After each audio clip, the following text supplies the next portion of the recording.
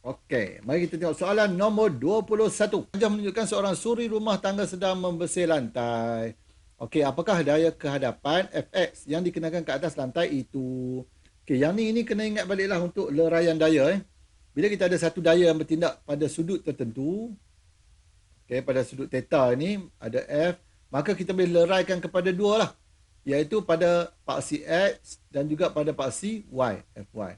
Okay, sebenarnya daya ni kita boleh buat satu segitiga lah. Kan? Macam ni.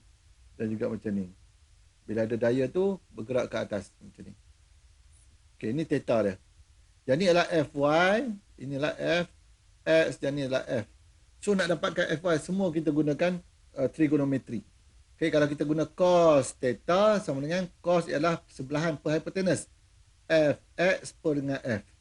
Kalau kita guna sin theta, kita akan dapat Fy per dengan F. Kan sin kan setentang persebelahan kan, yang kamu belajar socah toa tu, itulah dia. Okey, jadi kalau kita nak ni untuk dapatkan Fx, kita akan dapat Fx sama dengan F cos theta, Fy sama dengan F sin theta. Okey, inilah formula yang kita dapat. Alright, dalam kes ni, kalau kamu nak guna formula F cos theta ni, pastikan theta itu dengan Fx. Kalau macam ni, daya dia. Theta tu mesti kat sini. Kalau theta kat sini, kamu kena tolak dengan 90. Sebab kita nak theta yang sini. Baru boleh dapat sini Fx. Dan kita boleh gunakan formula F cos theta itu. Alright, pastikan sudut itu dengan Fx. Bukan dengan Fy. Alright, so dalam kes ni, apakah daya kehadapan? Dia nak Fx ni. Fx ni, theta dia bagi dekat Fy. So, kita kena ambil theta ni sepatutnya. Kalau kita letak alpha lah. Okay, alpha bermaksud alpha ni sama dengan 90 kena tolak dengan theta. Baru dapat alpha. Kan? Sebab dia 90 darjah tolak. So, Fx lah F cos theta, yang A ni tak boleh. Salah. Sebab dia sudut tu bukan kat situ. Kalau dia bagi F sin theta, memang betul jawapan dia. Sebab cos theta dengan sin theta dia berlawanan kan? Okay, Fx sama F tangent ni dia salah lah, tak pakai tangent. Fx sama F cos 90 tolak theta, ini betul. Yang ni Fx sama dengan F tangent, no, kita tak pakai tangent. So jawapan dia adalah C. Kalau kamu tak perasan sudut dia kat situ, confirm kamu akan ramai pilih A ni. Ramai akan pilih A. Dia bagi trik kat situ, pastikan hati-hati, tengok sudut theta tu kat mana. Okay, theta ni dia bagi dengan Fy tau. So kena ambil dengan Fx, bukan dengan Fy. Baru kamu boleh guna formula Fx sama dengan F cos theta.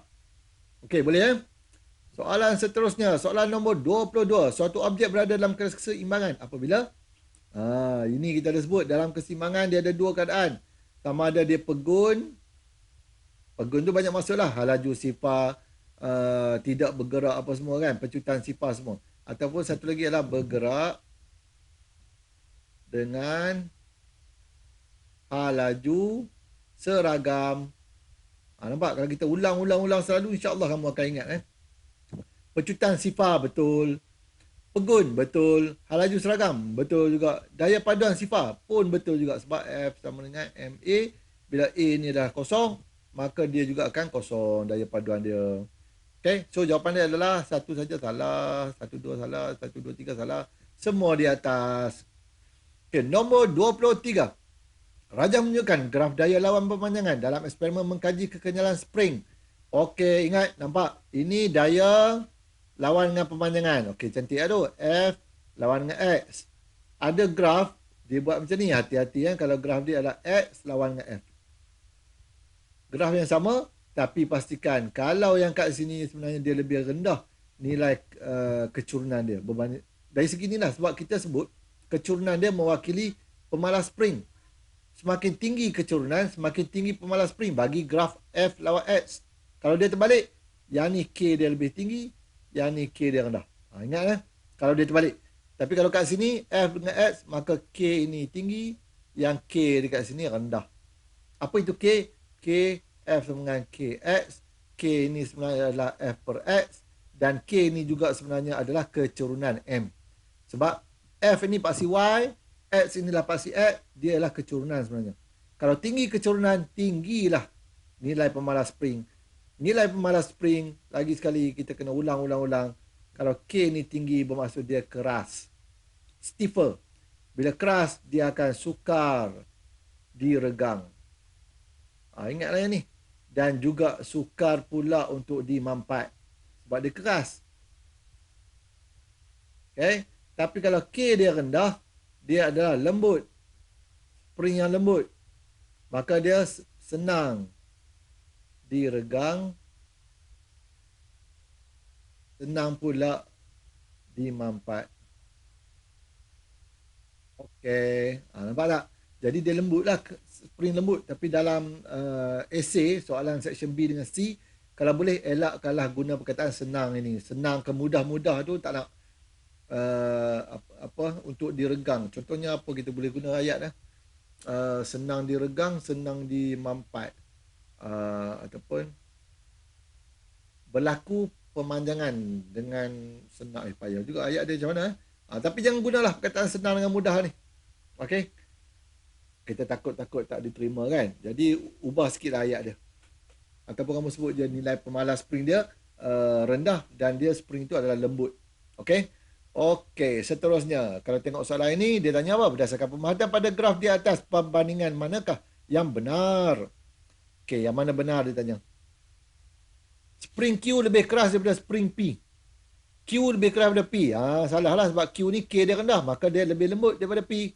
Yang A dah salah dah. Pemalas spring P lebih besar daripada Q. Betul dah ni. Sebab apa? P ni kecurunan dia lebih tinggi. Maka pemalas spring dia lebih tinggi. Okay, yang C pula. Panjang asal spring Q lebih besar daripada P. Kalau Q lebih besar, panjang asal, kejap. Q dengan P.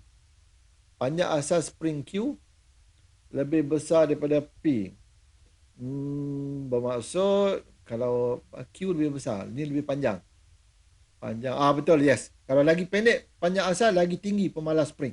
Okay, lagi pendek panjang asal, lagi tinggi pemalas spring. Betul lah yang ni. Patutnya dia adalah Q lebih besar. Kejap. Macam mana? Macam terbalik je ni.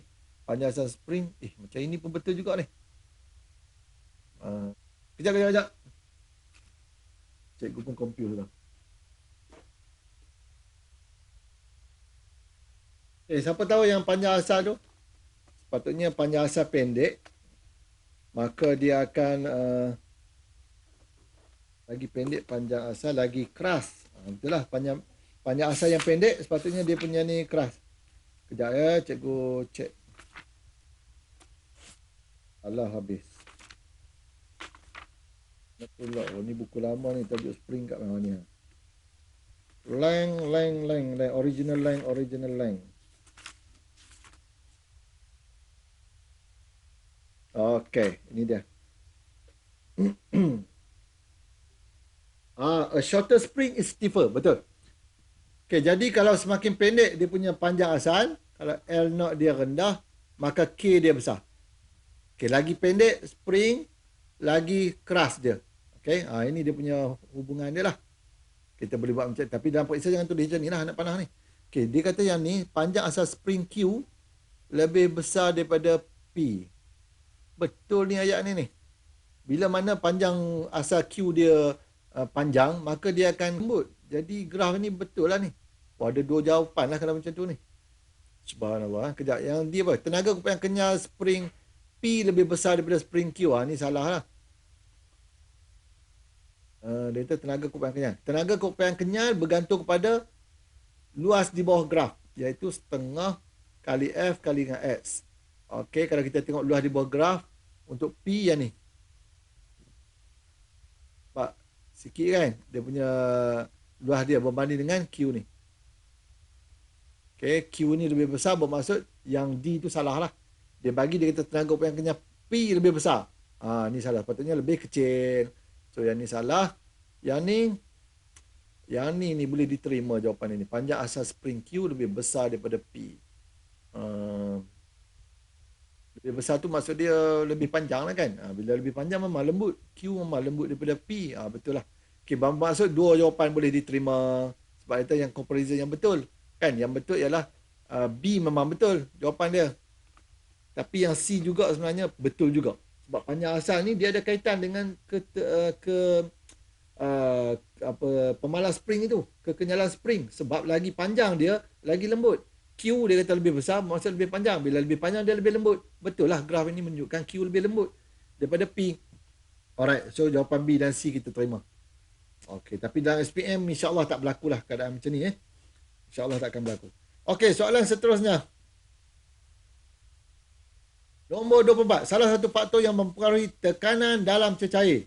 Formula dia P sama dengan rho Hg. Faham? Macam faham lah. P sama dengan rho Hg. Maka semua ini menjadi faktor kepada tekanan dalam cecair. Ini tekanan dalam cecair, bukan tekanan biasa tu yang kamu belajar masa tingkatan 2. P sama dengan F per A. Pun masih kita guna pakai lagi. Daya per unit luas. Kalau benda tu melibatkan benda yang kita ada berat, kita akan jadi berat lah mg. Perkan dengan A, luas permukaan. Okay. Ini daya, ini adalah tekanan biasa. Yang ni tekanan dalam cecair, rho Hg, iaitu ketumpatan, kedalaman dan juga gravity. Okay. So jisim cecair tak ada kaitan, isi padu tak ada kaitan, kedalaman yes, saiz bekas tak ada kaitan. So jawapan dia adalah C lah. Boleh ikut tak sampai situ? Boleh. Alhamdulillah. Soalan nombor 25. Ini paling senang dalam Malaysia lah ni. Rajah di bawah menunjukkan alat untuk mengukur tekanan atmosfera. Nama alat ini ialah, tekanan atmosfera ni kita boleh guna 3 alat lah. Yang pertama kita boleh guna 14 barometer. 14 barometer. Lepas tu kita boleh guna aneroid barometer. Dan juga satu lagi ialah simple mercury barometer ataupun mercury barometer lah. Bahasa Inggeris kan ni? Terbalik tak? Barometer 14, barometer aneroid dan juga mercury barometer. Tak apalah. Ataupun barometer mercury. 3 ni kita biasa guna untuk mengukur tekanan ATM, tekanan atmosfera. Kalau kita nak ukur tekanan gas, kita akan pakai Bourdon gauge ataupun tolok Bourdon. Ataupun kita boleh guna manometer. Manometer tube U. Manometer tu pun dah cukup lah. Kerana letak je lagi tube U pun boleh. Ini untuk tekanan gas. Okey, tekanan gas kita guna manometer tube U. Yang ada macam tu tu. Ni. Lepas tu dia sambung pada tube U. Dalam ni ada cair kan, ada mercury ke apa semua. Ini ada gas kat dalam ni. Inilah dia manometer tube U. Kalau PATM kita akan pakai 14 barometer, aneroid barometer ataupun mercury barometer. Jadi yang ni apa ni? Yang ni lah. Mercury barometer. Yang mudah punya, simple kan. Pada 7 pun dalam ni ada vacuum lah. Okey, kalau kita tukar mercury ni jadi air, ketinggian ni bukan 76 cm, dia akan naik lebih kurang 10.13 meter. Lebih kurang itu. Dia punya ketinggian air tu ditekan naik ke atas tu menjadi hampir 10.13 meter. Tinggi ya. 10 meter ni lebih kurang dalam, kalau sekolah kita tu mungkin 2 tingkat lebih lah. Ke masuk 3 tingkat, lebih kurang macam tu. Okey, nama alat ini dia tanya ialah barometer mercury. Okey, boleh ya? Aneroid ni selain daripada ni, dia juga dikenali sebagai altimeter. Sebab dia digunakan untuk menentukan altitude ataupun ketinggian.